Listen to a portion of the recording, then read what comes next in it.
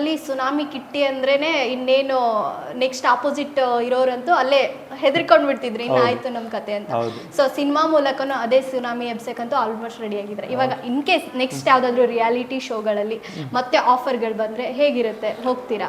Madam, ಈಗ ನಾವು ಮಾಡಿರೋಂಥ ರಿಯಾಲಿಟಿ ಶೋಗಳು ಮತ್ತೆ ಬರೋದು ತುಂಬ ಕಷ್ಟ. ಇಂಡಿಯನ್ ಮಾಡೋದು ಇಂಡಿಯನ್ 2 ಬಂದೇ ಇಲ್ಲ. ಡ್ಯಾನ್ಸಿಂಗ್ ಸ್ಟಾರಲ್ಲಿ ಡ್ಯಾನ್ಸ್ ಸೀಸನ್ 3 ಗಂಟನೂ ಬಂತು. ಅದಾದ್ಮೇಲೆ ಏನು ಗೊತ್ತಾ, ರಿಯಾಲಿಟಿ ಶೋ ಅಂದ್ರೆ ರಿಯಾಲಿಟಿ ಶೋಲ್ಲಿ ಅನ್ನ ತಿಂದಿದ್ದೀವಿ.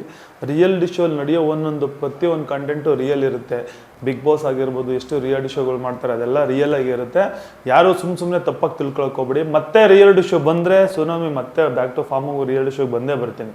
ನಂಗೆ ತುಂಬ ಇಷ್ಟ. ಆವಾಗಲೂ MTV ರೋಡೀಸ್ ಹಿಂದಿ ಎಲ್ಲ ಕರೆದಿದ್ರು ನನಗೆ. ಬಸ್ಟ್ ಲ್ಯಾಂಗ್ವೇಜ್ ಪ್ರಾಬ್ಲಮ್ ಅಂತ ನಾನು ಹೋಗಿದ್ರೆ 100% ಅಲ್ಲೂ ಹೊಡ್ಕೊಂಡು ಬರ್ತಿದ್ದೆ. ಅಷ್ಟು ಇಷ್ಟ ನನಗೆ.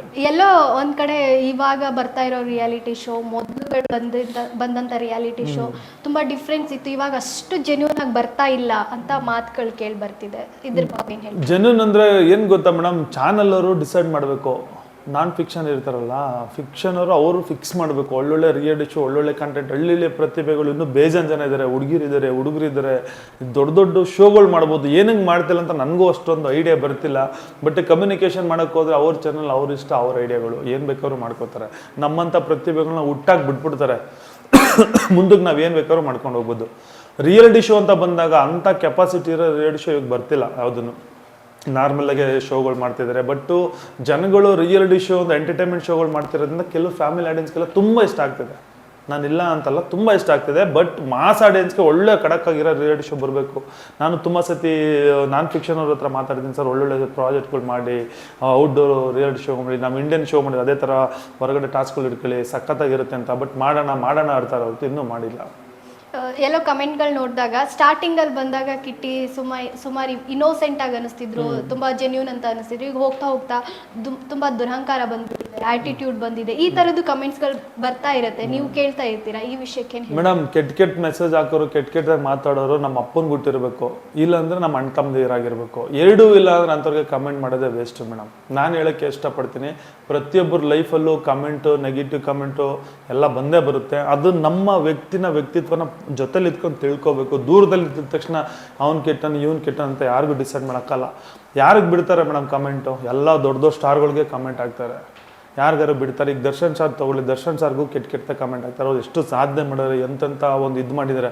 ಯಾವುದೋ ಒಂದು ಇನ್ಸಿಡೆಂಟಲ್ಲಿ ಏನೋ ಒಂದು ಪ್ರಾಬ್ಲಮ್ ಆಯಿತು ಅಂದ ತಕ್ಷಣ ಅವ್ರಿಗೂ ಇವತ್ತು ದೊಡ್ಡ ಕಮೆಂಟ್ಗಳು ಆಗ್ತಾವೆ. ಅವ್ರು ಯಾರಿಗೂ ಕೇರ್ ಮಾಡಲ್ಲ. ಆನೇನು ನಡೆದಿದ್ದೇ ದಾರಿ, ಆನೇನ ಪಳಗಿಸೋಕ್ಕಾಯ್ತದ? ಅದರಲ್ಲಿ ಪಳಗಿ ಬೆಳೆದು ನಿಂತಿರೋಂಥ ಮರ ಯಾರೂ ಬಗ್ಗಿಸೋಕ್ಕಾಗಲ್ಲ. ನಾನು ಹೇಳೋದೇನು ಗೊತ್ತಾ ಜನಗಳಿಗೆ, ಮತ್ತು ಕೆಟ್ಟ ಕಮೆಂಟ್ ಹಾಕೋ ಕಚಡ ನನ್ನ ಮಕ್ಳಿಗೆ ಹೇಳೋದು ಇಷ್ಟನೇ. ಹಾಕೋಕ್ಕೆ ಮುಂಚೆ ನಿಮಗೂ ಏನಾಯ್ತು ಅದನ್ನ ತೊಳ್ಕೊಳ್ಳಿ. ನಾವು ಎಷ್ಟು ಕಷ್ಟಪಟ್ಟು ಎಷ್ಟು ಬೆಳೆದಿರ್ತೀವಿ ಅನ್ನೋದು ಗೊತ್ತು. ಲೈಫಲ್ಲಿ ಕಷ್ಟ ಅನ್ನೋದು ಮರಕ್ಕೆ ಬರಲ್ಲ, ನಮಗೆ ಬರೋದು, ಮನುಷ್ಯನಿಗೆ ಬರೋದು. ಅದನ್ನ ತೀಡಿ ಅದನ್ನೆಲ್ಲ ಮರೆತು ಮುಂದೆ ನಡೆಯೋನೆ ಮನುಷ್ಯ. ಅದಕ್ಕೆ ಬಂದ ತಕ್ಷಣ ಏನೋ ಒಂದು ಕಾಂಟ್ರವರ್ಸಿ, ಏನೋ ಒಂದು ಆಯ್ತು ಅಂದ ತಕ್ಷಣ ಅವ್ರನ್ನ ತುಂಬ ಕೀಳಾಗಿ ನೋಡೋಕೆ ಹೋಗ್ಬಿಡಿ. ಅವರು ಒಂದು ಅಚೀವ್ಮೆಂಟ್ ಮಾಡ್ಕೊಂಡು ಸಾಧನೆ ಮಾಡ್ಕೊಂಡು ಬಂದಿರ್ತಾರೆ. ನೀವು ಹಾಕೋ ಪ್ರತಿಯೊಂದು ಕಮೆಂಟು ಅವ್ರಿಗೆ ಹರ್ಟ್ ಆಗ್ತಿರುತ್ತೆ, ಅವ್ರ ತಂದೆ ತಾಯಿಗೆ ಹರ್ಟ್ ಆಗ್ತಿರುತ್ತೆ, ಫ್ರೆಂಡ್ಸ್ಗಳಿಗೆ ಹರ್ಟ್ ಆಗ್ತಿರುತ್ತೆ. ಅಕ್ಕ ಅಂತೀರ, ಅಮ್ಮನ ಅಂತೀರ, ಸೂಳೆ ಮಗ ಅಂತೀರ, ಕಚಡ ನನ್ನ ಮಗ ಅಂತೀರ, ಹೆಂಗೆ ಬೇಕು ಹಂಗಂಗೆ ಆಗ್ತಾಗ ಅದನ್ನ ನಾವು ರಿಪೀಟ್ ನಿಮ್ಗೆ ಮಾಡ್ಬೋದು. ಬಟ್ ನಿಮಗೂ ನಮಗೂ ಏನು ವ್ಯತ್ಯಾಸ ಇರಲ್ಲ. ಅದು ನಿಮ್ಮ ತಂದೆ ತಾಯಿಗಳು ನೋಡ್ತಿರ್ತಾರೆ, ಅವ್ರಿಗೂ ಹರ್ಟ್ ಆಗುತ್ತೆ, ಫ್ರೆಂಡ್ಸ್ಗಳಿಗೆ ಹರ್ಟ್ ಆಗುತ್ತೆ. ಕೆಟ್ಟದಾಗಿ ಮಾತಾಡೋದನ್ನ ಬಿಡಿ. ಅವ್ರನ್ನ ವ್ಯಕ್ತಿತ್ವನ ಪಕ್ಕದಲ್ಲಿ ಇಟ್ಕೊಂಡು ತಿಳ್ಕೊಬೇಕು, ದೂರದಲ್ಲಿ ಇಟ್ಕೊಂಡು ತಿಳ್ಕೊಳಕ್ಕಾಗಲ್ಲ. ರೌಡಿ ಅನ್ನೋದು ಏನೇನು ಬೇಕು ಹಂಗೆ ಆಗ್ತಾರೆ. ಅದಕ್ಕೆಲ್ಲ ನಾನು ಕೇರೆ ಮಾಡೋಕ್ಕೆ ಹೋಗಲ್ಲ. ಅವ್ರು ತಾಕತ್ತಿದ್ರೆ ಡೈರೆಕ್ಟಾಗಿ ಬಂದು ನಾನು ಕೇಳಿ, ನಾನು ಆನ್ಸರ್ ಕೊಡ್ತೀನಿ.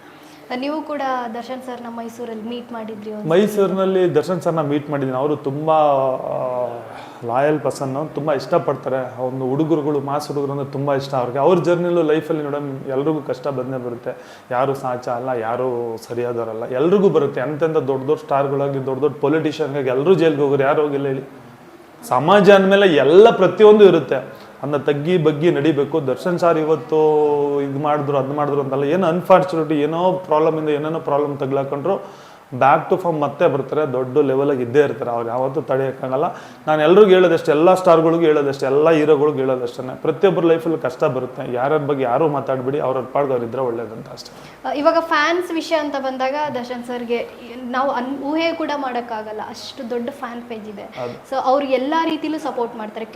ಕೆಟ್ಟ ವಿಷಯಗಳೇ ಆಗಿರ್ಬೋದು, ಒಳ್ಳೆ ವಿಷಯಗಳೇ ಆಗಿರ್ಬೋದು, ಎಲ್ಲ ವಿಷಯದಲ್ಲೂ ಮೊದಲು ಫ್ಯಾನ್ಸ್ ಯಾವಾಗಲೂ ಅವ್ರು ಸಪೋರ್ಟಿವ್ ಆಗಿರ್ತಾರೆ. ಸೊ ಈ ಫ್ಯಾನ್ಸ್ ಪೇಜ್ ಬಗ್ಗೆ ನೀವೇನು ಹೇಳ್ತೀರಾ? ಫ್ಯಾನ್ ಪೇಜ್ ಬಗ್ಗೆ ಏನು ಹೇಳೋಕ್ಕಾಗಲ್ಲ ಮೇಡಮ್. ಅವ್ರನ್ನ ತಡೆಯೋಕ್ಕೆ ಆಗಲ್ಲ.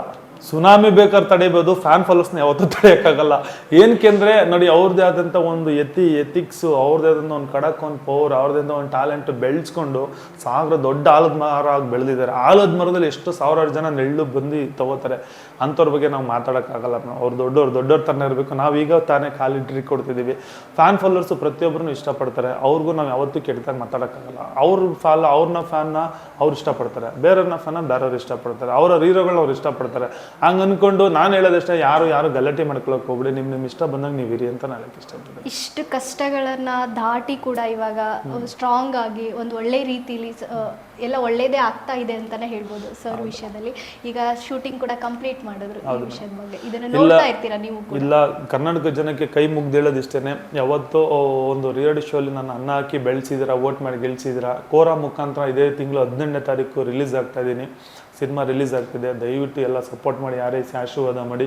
ನಾವು ಮಾಡೋದೆಲ್ಲ ನಿಮಗೋಸ್ಕರ, ಎಂಟರ್ಟೈನ್ಮೆಂಟ್ಗೋಸ್ಕರ, ಒಬ್ರು ಖುಷಿಯಾಗಿರಲಿ ಅಂತ ನಾವು ಸಿನಿಮಾ ಮಾಡ್ತೀವಿ, ಹೇಳ್ತೀವಿ, ಬೀಳ್ತೀವಿ, ಡ್ಯಾನ್ಸ್ ಮಾಡ್ತೀವಿ, ಆ್ಯಕ್ಟಿಂಗ್ ಮಾಡ್ತೀವಿ, ನೆಗಾಡ್ತೀವಿ, ಕಾಮಿಡಿ ಮಾಡ್ತೀವಿ. ಎಲ್ಲ ಒಂದು ಇಷ್ಟಪಡಲಿ ನಮ್ಮನ್ನ ಅಂತ.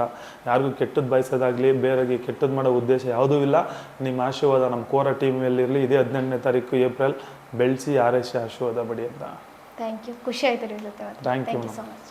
Love you. SSTV ಸಿನಿಮಾ ಜಗತ್ತಿನ ಕ್ಷಣ ಕ್ಷಣದ ಸುದ್ದಿಯೊಂದಿಗೆ.